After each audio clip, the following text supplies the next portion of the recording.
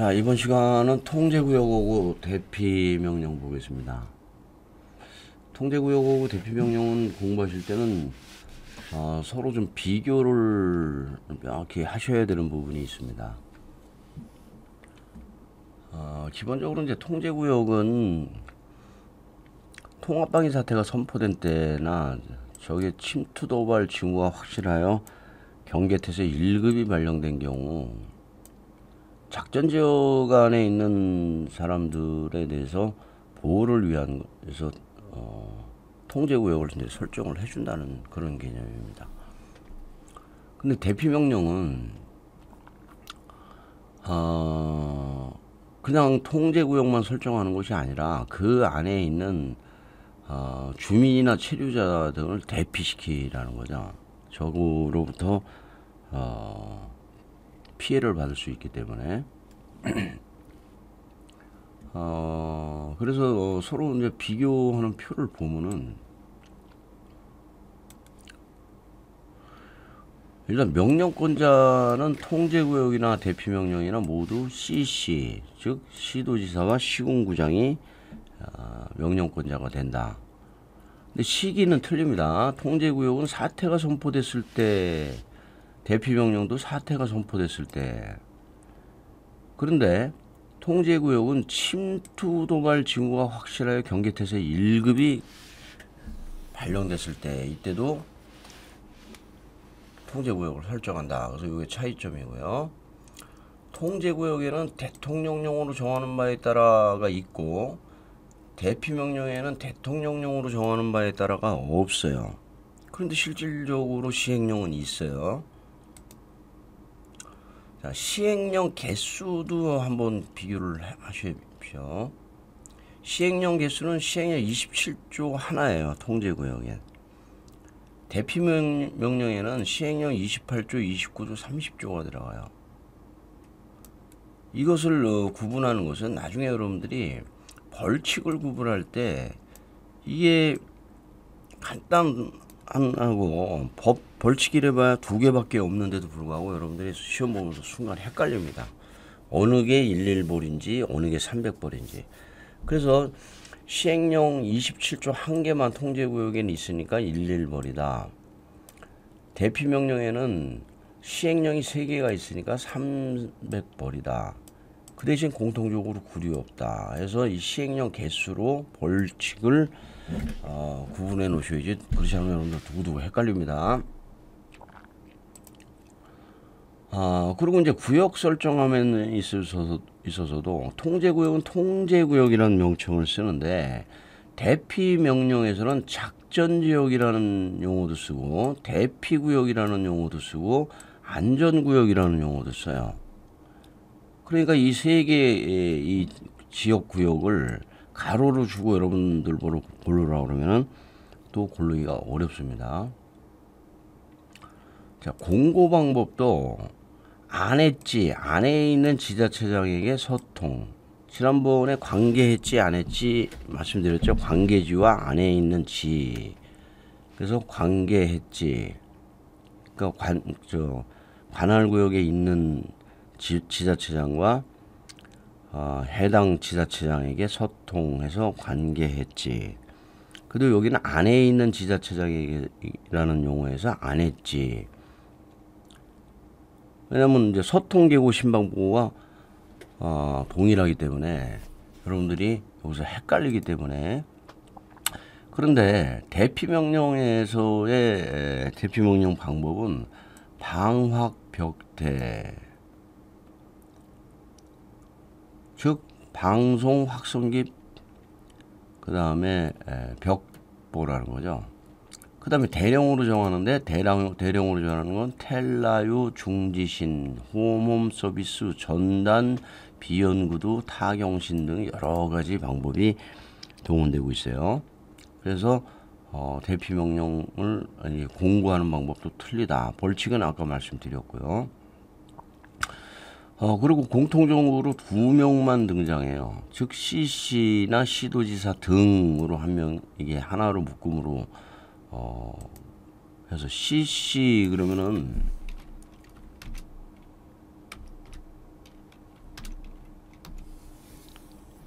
이건 이제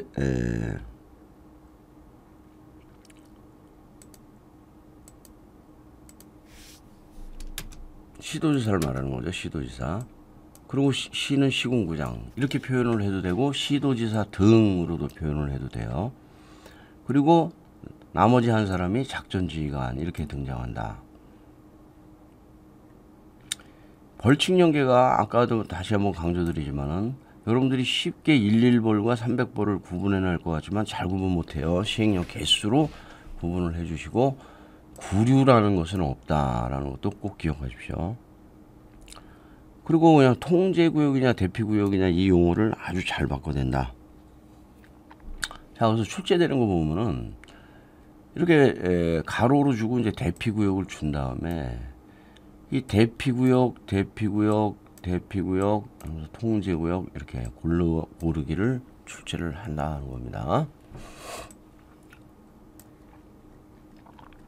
자, 1항 보겠습니다. 1항은 이제 CC는 이렇게 해도 되고 시도지사 등은 이렇게 표현해도 됩니다. 다음 각호, 즉 통합방위 사태가 선포된 경우, 사선인 경우, 또 침투 도발 징후가 확실하여 경계태세 1급이 발령된 경우. 그냥 경계태세 1급이 발령된 경우가 침투 징후가 확실한 건데 굳이 이 앞에 이 침도 징후를 넣는 이유는 그만치 민간인들에 대한 통제를 하는 거기 때문에 신중을 기하라는 얘기입니다.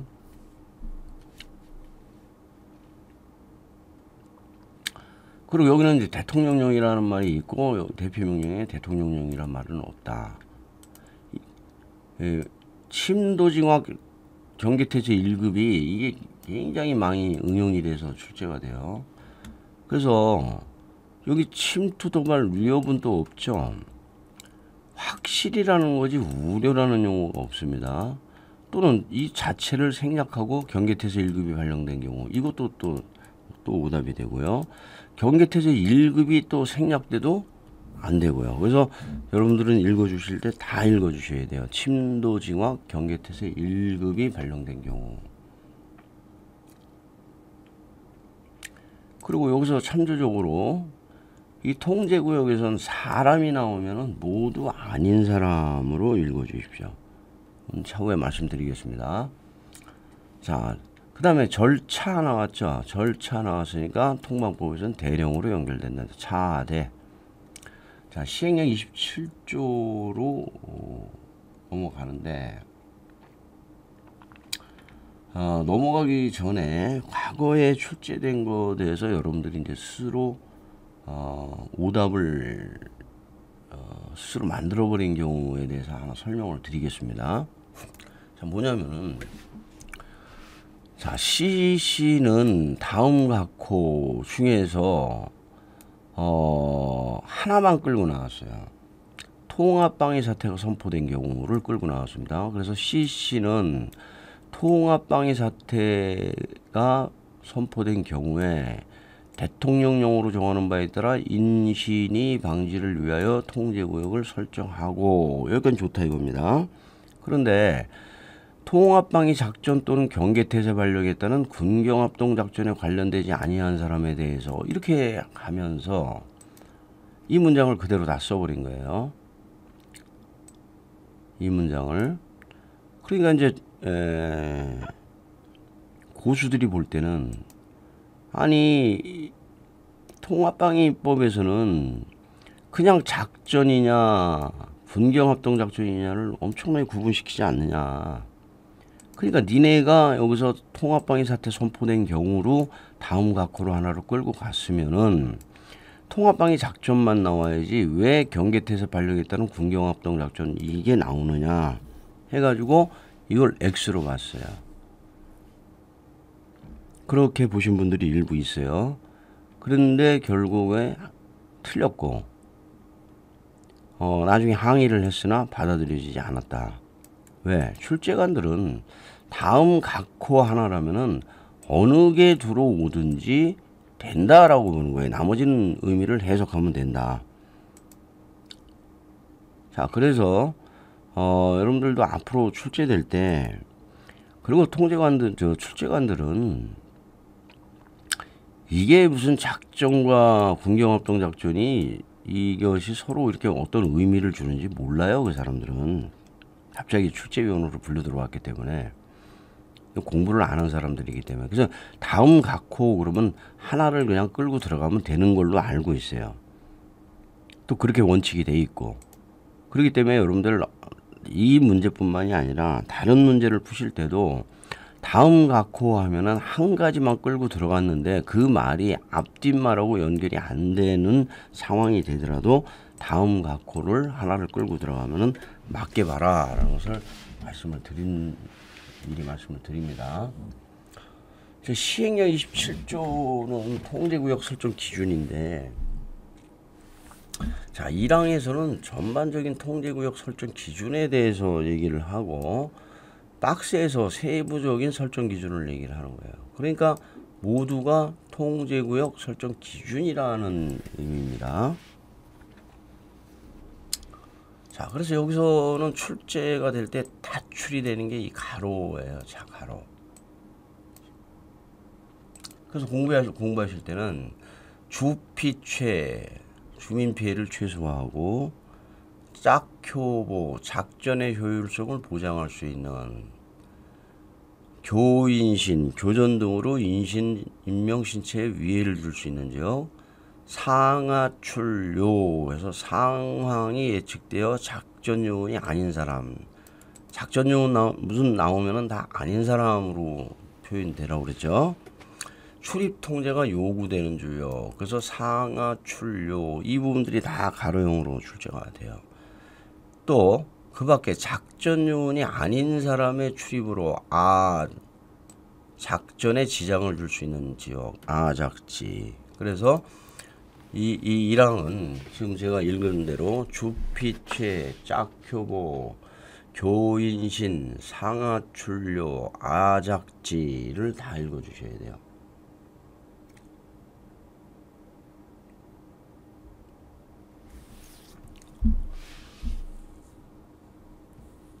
지난번부터 말씀드렸지만 이 효율성을 가로로 줘가지고 예문을 효과성으로도 같이 준 거예요. 다시 한번 그 문제 보겠습니다. 주피최 짝효보 하되 여기서 이거를 A를 주면서 효과성도 주고 효율성도 줬어요.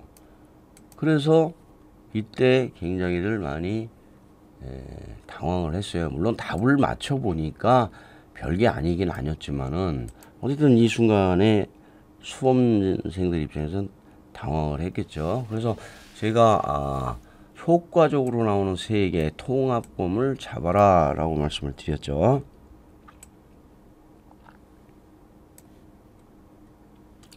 그리고 작전 요원이 나오면 무조건 아닌 사람으로 연결된다. 여기도 공경합동 작전에 관련되지 아니한 사람으로 연결이 돼야 된다. 최근에 이제 오답 나온 것은 요구를 제한으로 오답을 줬어요. 그래서 상하출요까지 잡아야 되고요. 통합방이 작전에 지장을 줄 수 있는 구역을 통합방이 훈련에 지장을 줄 수 있는 구역까지 다 나왔습니다. 그래서 어쨌든 제가 잡으는 대로 주피최, 짝효보, 교인신, 상하출료, 아작지를 잡아주시면은 문제가 없겠죠. 근데 이제 지난번 시험에 이런 문제가 났어요. 다음은 통제구역 설정 기준에 대한 설명이다. 다음 중 옳지 않은 것은 이렇게 출제가 됐어요.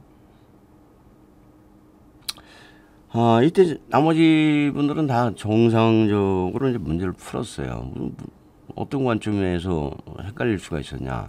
통제구역 설정 기준 했으니까 1항에서 얘기하는 건 개요고 실질적인 기준은 1, 2, 3호다. 이렇게 일부 인원들이 판단을 해버렸어요. 그러니까 여기 1항에서 제시된 것은 정답이 아니다라고 판단을 하신 거예요. 그래서 자, 그 문제를 보면은 다음은 통제구역 설정 기준에다. 그래서 주피체 짝효보를 넣고 그 다음에 상하출류를 넣고 아작지를 넣고요. 교인신을 이렇게 놓습니다. 그러니까 조금 헷갈리긴 해도 대부분은 1항에서 얘기하는 건 전체적인 것을 얘기를 하니까 통제구역 설정 기준에 들어간다. 그러니까 맞게 보시고 나머지 제한, 훈련 여기서 오답을 골라서 2개로 정답으로 가신 반면에 조금 공부를 디테일하게 좀 하시는 분들, 우리 공부는 디테일하게 공부하시면 안 돼요. 여러분들이 이제 디테일하게 공부하느냐 안 하느냐는 자꾸 너무 많은 문제를 풀면은 여러분도 공부가 디테일해져요. 그래서 저는 문제를 많이 풀어보는 것을 권장하지는 않습니다. 디테일해지기만 하고 그러지 여러분한테 실질적인 실력은 이렇게 많이 상승이 안 됩니다. 여러분들이 기출 위주로 반복해서 풀어보시는 게 훨씬 유리합니다. 자, 그래서 통제구역 설정 기준은 여기서 1항도 통제구역 설정 기준에 들어간다. 그래가지고 본인이 이거는 아니지 않느냐고 따졌지만은 결국에는 본인만 틀렸습니다. 자, 2항으로 넘어갑니다. 2항에서는 통제구역을 설정할 때는 CC가 하려고 할 때는 혼자 하지 말고 작전지휘관의 제청을 받는 게 1번, 그 다음에 지역협의회 심의를 거쳐서 2번 2가지 절차를 다 하라는 거예요. 2가지 절차 중에 하나 생략되면 오답이다 이거예요. 그래서 작제미협 하는데 여기서도 협의회를 실무의 심의로 가끔 오답을 줍니다. 그래서 작제미협 잡아주십시오. 다음에 이제 신방보는 아까도 말씀드렸죠. 신방보가 여기 통합방위사태 선포 해제 절차에서 관계지와 해당지에게 하는데 관계지에게 소통, 해당지에게 개공해서 소통 개공이 이렇게 관계 해지로 연결이 되는데 여기선 통제구역에서는 그 말은 없고 그냥 안 했지로 연결이 됩니다. 그래서 관계 했지, 안 했지. 그리고 소통 개공 신방보로 연결을 시키고요. 공고 방법에 대해서는 여기 지금 4개를 정리해 드렸죠. 그래서 공고 방법 4개를 숙지를 해 주시기 바랍니다. 자, 다음에는 대피명령 보겠습니다. 대피명령. 대피명령은 지역과 구역을 좀 분명히 먼저 구분을 해달라 말씀을 드리겠습니다. 지역과 구역을 구분하는 것은 뭐냐면, 자, 1항에서 작전지역이 나오죠. 그 다음에 시행령 30조 맨 마지막에 가면 안전구역이 나와요. 그 나머지에 있는 용어들은 대피구역이다. 이렇게 잡아주십시오. 그래서 짝주체 대피명이 있다 할 때는 작전지역으로 간다. 그 다음에 뭔가 의로하고 붙으면 안전구역으로 간다. 나머지는 대피구역이다 라는 해서 지역을 좀 구분을 좀 해주시고요. 그래서 작전지역은 맨 위에 있죠. 맨 위에. 그 다음에 안전구역은 맨 아래에 있죠. 나머지 가운데 있는 거는 대피구역이다. 자, 벌칙 아까 연계하라고 그랬죠. 시행령이 여기는 1개만 있기 때문에 11벌이다. 여기는 시행령이 3개가 있기 때문에 300벌이다. 벌칙하고 연계도 좀 잡아주시고요. 자, 1항 보겠습니다. 1항 CC는 사태가 선포된 거죠. 여기는 또 경계태세 1급이 없어요. 이런 경우에 목적은 비슷합니다. 인신이 방지를 위하여 여기서는 통제구역만 설정했지만 여기서는 대피를 시키라는 거야. 짝주체 대피명이 있다.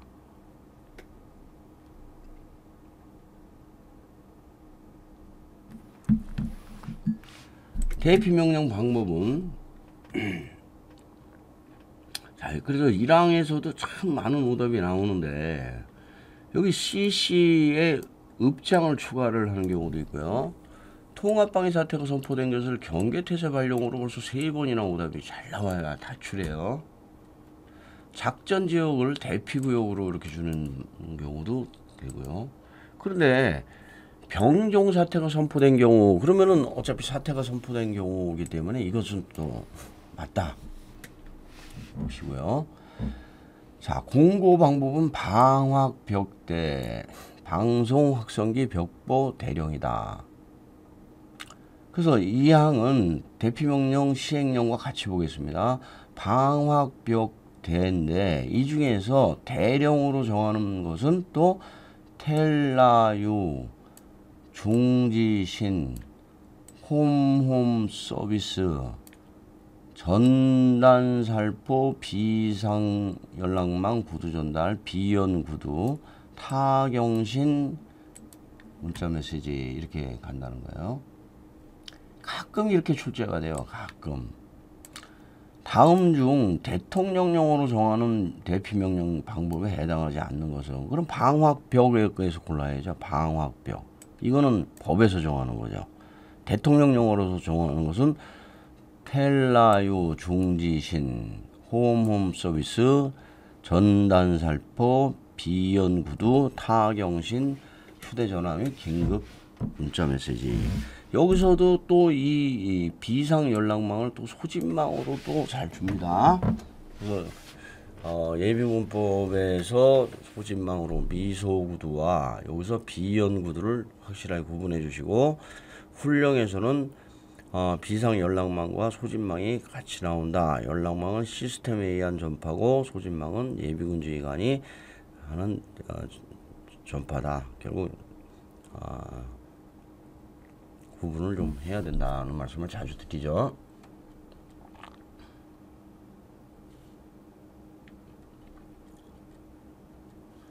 자, 절차 나왔으니까 대령으로 연결된다.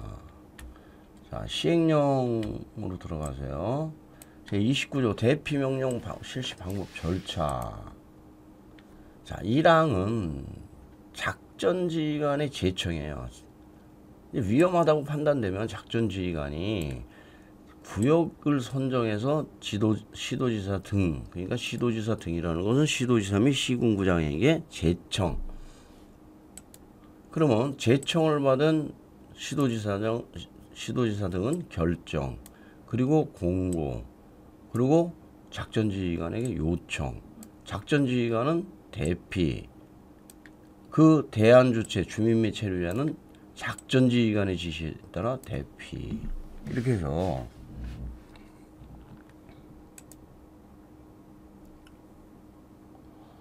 일항에서 작전지휘관은 짝선제해서 잡아주시고요.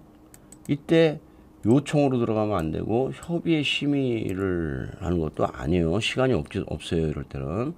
그러면 시도지사는 결정하고 공고하고 요청하라. 이게 세 가지 단계가 다 들어간 거죠. 시결, 공요. 그러면 요청이에요. 여기는 또 요청이에요. 요청을 받은 작전지휘관은 대피시켜라. 그래서 CC가 공고 요청 후 공고 후 요청하는 거고 짝지에게 요청을 한다는 거예요. 그 절차를 여러분들이 잘 보셔야 돼요.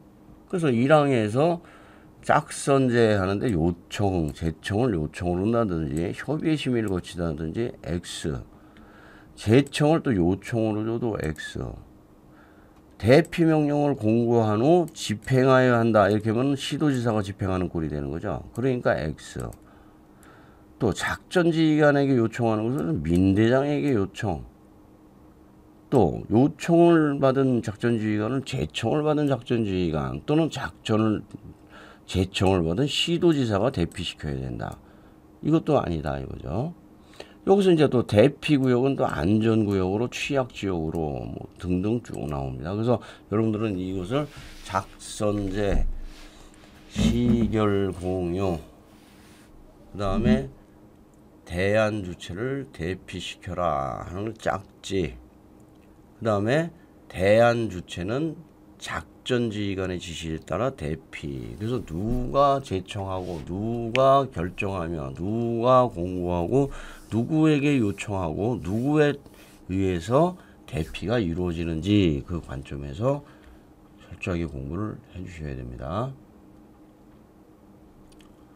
자, 이 문제는 이렇게 출제도 된 적이 있어요.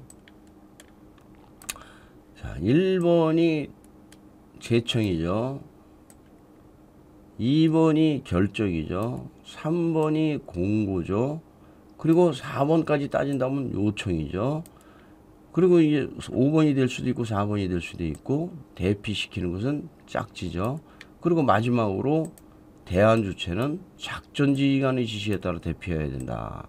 이것을 가지고 절차형으로 이렇게 준 적이 있습니다. 그럼 자, 이렇게 문제를 풀어보시면은, 자, 대안주체를 대피시켜야 할 사람은 작지니까 맨 마지막일 거고, 시도지사는 공고해야 되니까 시결공유니까 한 두 번째 정도 될 거고, 제청을 받은 그 시도지사는 결정하니까 시결이니까 한 두 번째 단계 정도 될 거고, 작전지휘가 요청이니까 시결공요 단계가 될 거고, 그 다음에 작전지휘관이 제청이니까 A가 먼저 시작이 되는 거죠. 그래서 작선제, 그 다음 시결공요죠. 시도지사는 결정을 하고,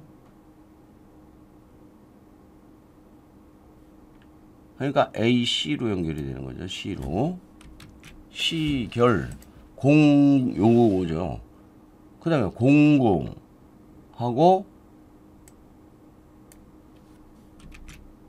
요청하고. 자꾸 이렇게 틀어지나요? 그러니까 AC 시결 공 DBE AC DBE 이게 답이 되겠네요. 이런 식으로 절차형으로 출제된 적도 있다라는 것을 기억을 하십시오. 자, 다음은 시행령 30조는 안전대피 방법인데, 안전대피 방법은 대피를 누가 하라고 그랬습니까? 작전지휘관이 하라고 그랬죠. 그러니까 이 안전대피 방법은 작전지휘관의 임무다. 그래서 작전지휘관은 통시방구를 지정한 후에 먼저 계획을 세우라는 거죠. 그 경계선에 사람을 배치하라는 거예요. 그리고 해상의 경우에는 선박이나 통신망을 유지해, 둘 중에 하나, 선박을 배치해도 좋고 통신망을 유지해도 좋고. 그래서 작전지휘관은 통시방구, 그리고 경계선 안에가 아니라 경계선의 요를 하라는 거예요. 이것까지가 작전지휘관의 임무고, 이건 육지에서 임무예요. 이 이후에 해상의 경우에는 선하거나 통 둘 중에 하나를 해도 된다. 그래서 통시방구, 경계선의 요까지 답을 이제 여러분들 읽어 주시고, 이제 해상의 경우로 가서 선하거나 통하라까지 잡아 주시고요. 여기서 이제 대피구역의 주민 체류자는 이게 작전적으로 오답 잘 나오고요. 안전구역은 또 대피구역으로 잘 나와요. 그래서 대안주체, 안이 빠지긴 빠졌지만 어차피 같은 말이죠. 대주체는 안전구역으로, 그리고 요원 및 선박의 식별 표지는 작전지휘관이 정한다. 이 임무를 작전지휘관이 하니까 표지도 작전지휘관이 정하는 거다. 그리고 우리 용어에서 식별을 위한 것은 표시는 없다. 표지다. 무조건 선박내비군에서도 나오죠. 그리고 반드시 요청은 시도지사가 하지만 행동은 작전지휘관이 한다. 이 관점을 잊지 마시고 공부를 해 주셔야 됩니다.